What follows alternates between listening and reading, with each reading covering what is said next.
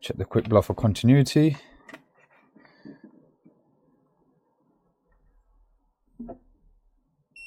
Yep, we got continuity there.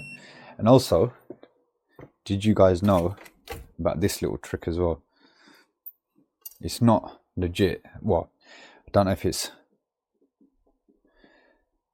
exactly.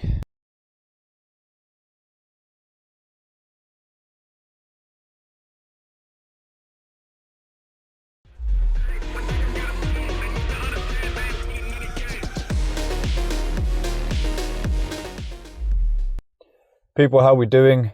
Thank you for tuning in to this week's video.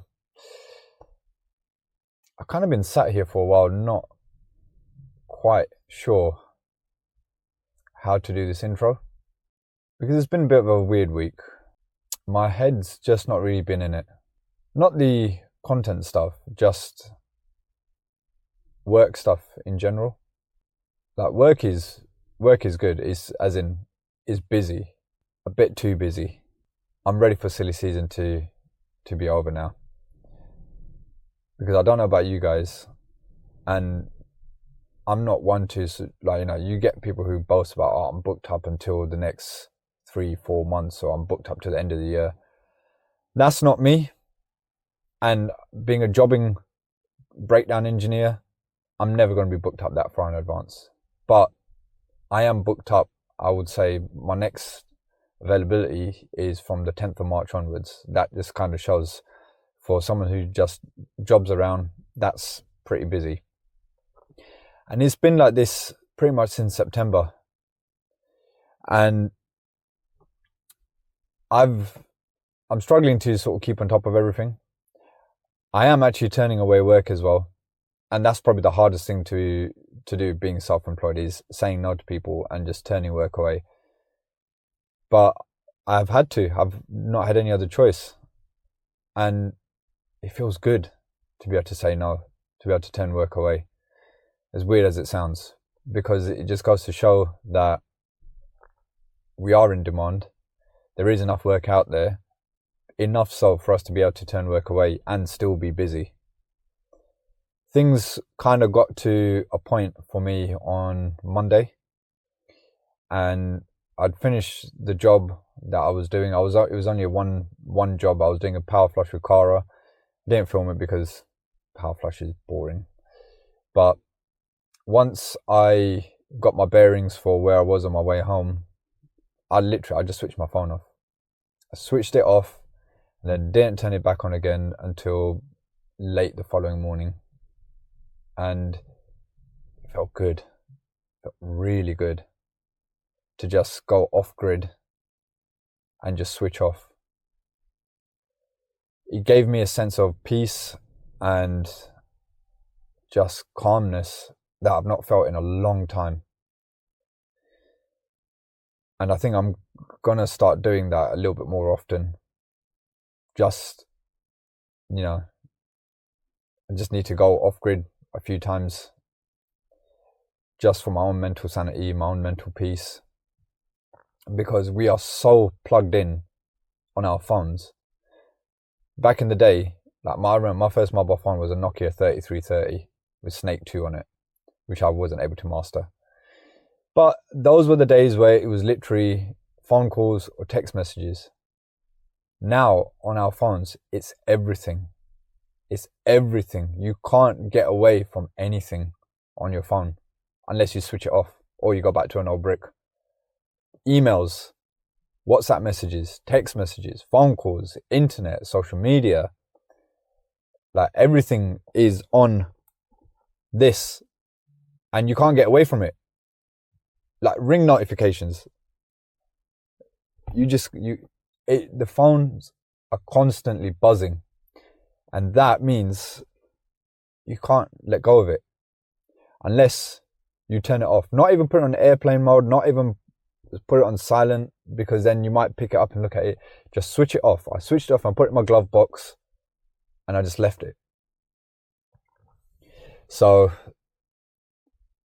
yeah, it's just one of those things when you're self-employed and you're running a busy business. It's we need time to be able to switch off. We need time to just be able to gather our thoughts and not let things get too much. I'm still trying to find the perfect coping mechanism, and it's not easy.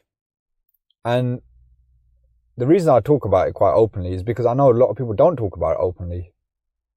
And I've got nothing to hide. I've nothing to be ashamed of.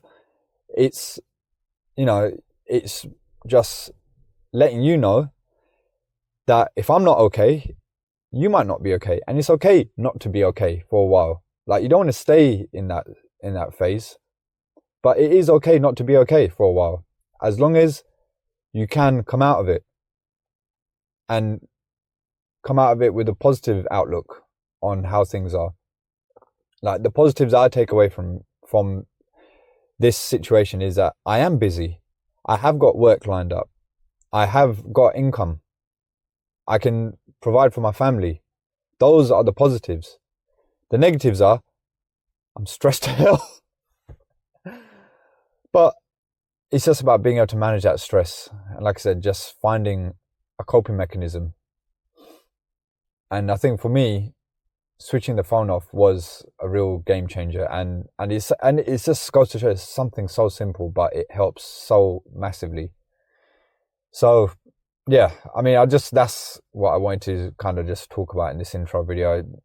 And you know, if by me opening up helps someone else, you know, feel that, you know, if you're going through something and you're a little bit stressed or very stressed and you just don't know what to do, don't worry. None of us know what to do all the time, but you just got to find a way to make things a little bit better for yourself. And you got to be a bit selfish. You have to be a bit selfish, because only you know how to take care of yourself, like, properly. So be a bit selfish, take care of yourself, because if you can't take care of yourself, you can't take care of the ones around you that you love and you care about. So it may sound selfish, but you got to be a bit selfish in order to be selfless. So yeah, that's what I've got to say, and hope you enjoyed the video. Again, don't forget to like and subscribe, and I hope to see you all with a bit more of a punchy, positive attitude on the next video, or the video after that. Let's see. But yeah, take care, guys, and I'll see you soon.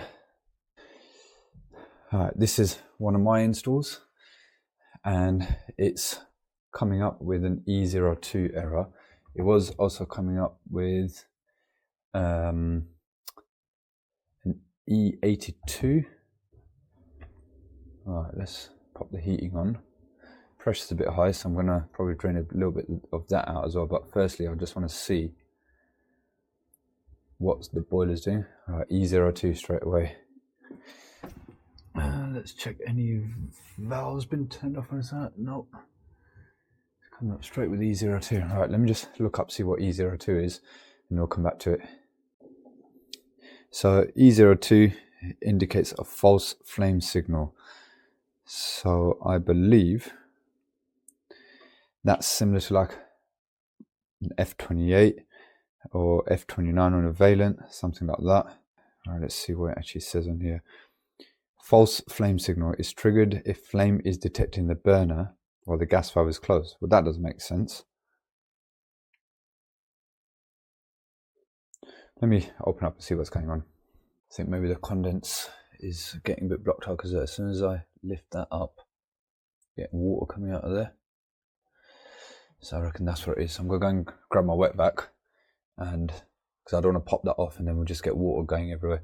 Then I'm going to grab my wet vac and see if I can just maybe suck the condense out of there. Right, let's get the wet vac on.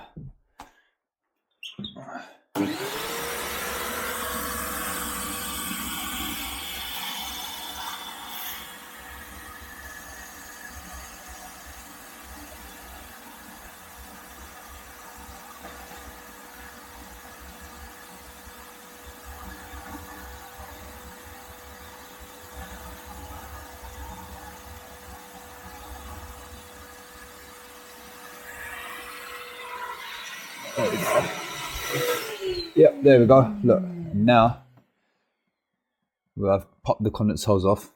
It's all coming out of there. So I think it got airlocked, because as I was sucking it out, this is obviously the rain tube, and all of that just drained itself out as well. So I'm gonna take the condense trap out anyway and give that a clean just to make sure that's all okay, but I think that should have sorted our issue out. All right, let's get the condense trap out. I'm wearing gloves because the plastic on this is very sharp. They've machined it very sharply. Right, let's try drop that out. Okay. So yeah, I think the float might have got stuck. Right, let me rinse all that out. Right, it's all back together. Condense trap is back in. I've also dumped some pressure at the magnet cleaner as well, so we're now down to just 1.5 bars. I think what tends to happen when a lot of people do this is, there's a problem with the boiler, the first thing they do is go and top up the pressure, when this may not necessarily always be the case. So if your boiler pressure is between 1 and 2 bar, don't top it up, it's fine. Let's reset this now and see what happens. Do we get flame, or do we get another error code? E02. Okay. Might take the burner out and see what's going on inside there. So I just want to see if the gas valve is even opening. So let's see if we get a blip on the U gauge. No, it's going straight to E02. So the gas valve's not even opening. That could either mean a faulty gas valve or a faulty PCB, or both. And I've got both on me. I'm just thinking, which do I change first? Gas valve, I think, first. Let's change the gas valve first. Well, because I've got it up here anyway. So yeah, let's do that first. Right, I've changed the gas valve over, changed the PCB over, still getting the same issue. Let's take the burner out.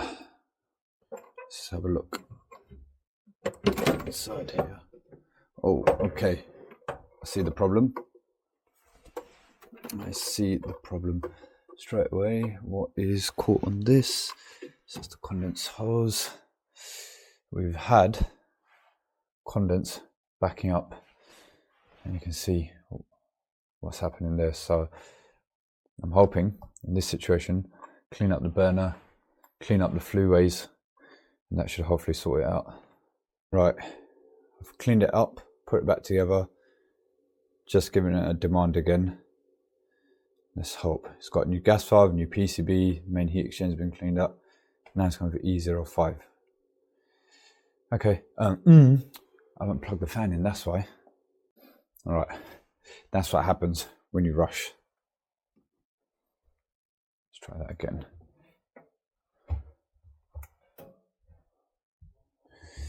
Come on, please work.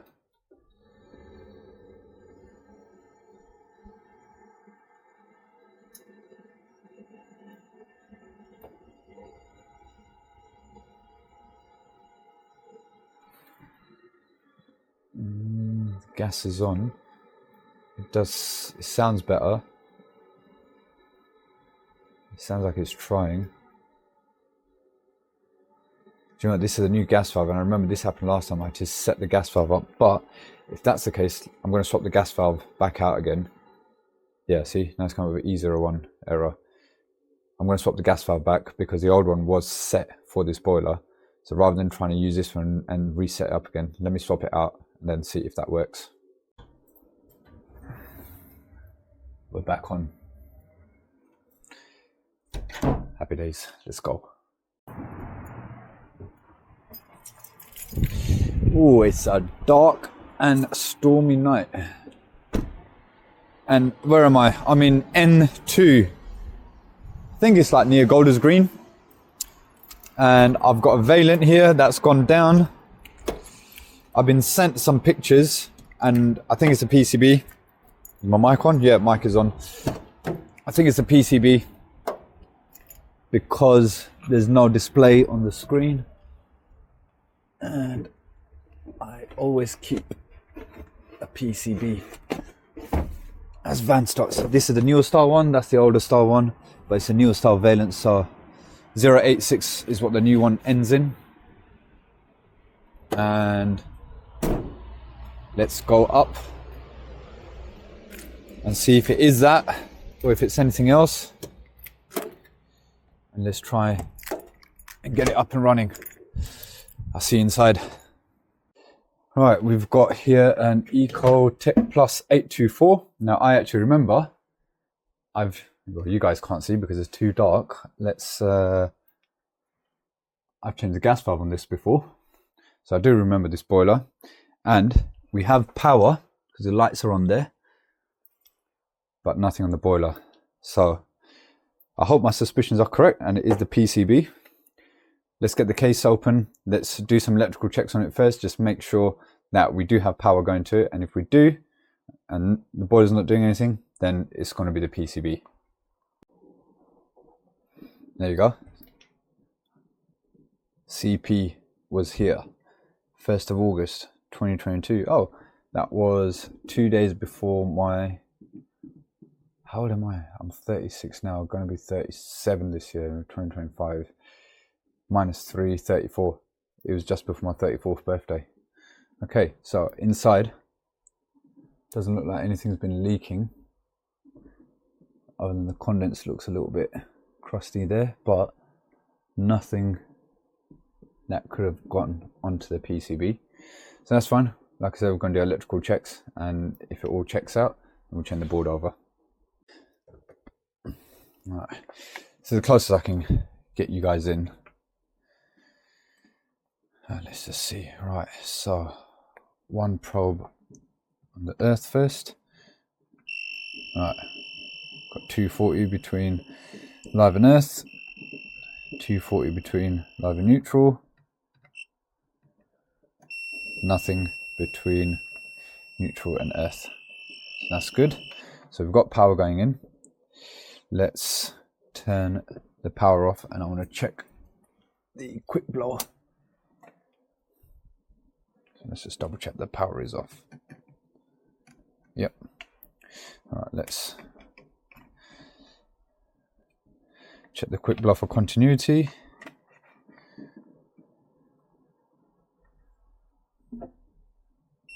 Yep, we've got continuity there. And also, did you guys know about this little trick as well? It's not legit. Well, I don't know if it's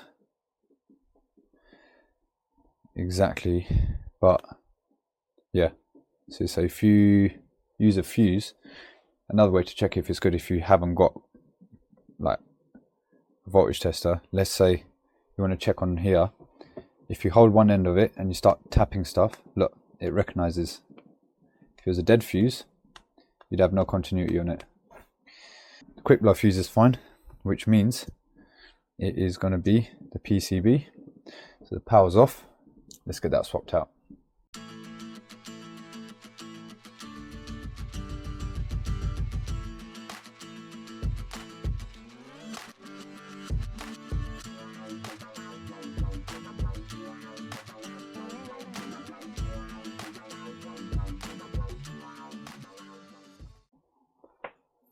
Right, new board is on. Power is on. Got green lights on there, so that's good. Moment of truth. That's always a good start.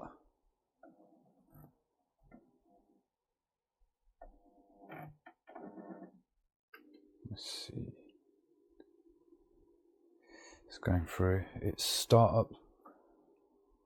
All right, we have a display on, which is good. Let's top up the pressure a bit.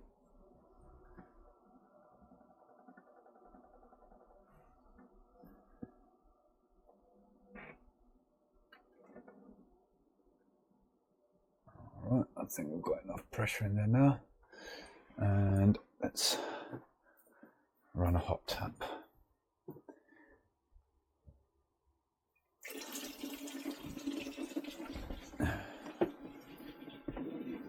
There we go. Back in business. PCB swapped out, and I'm out.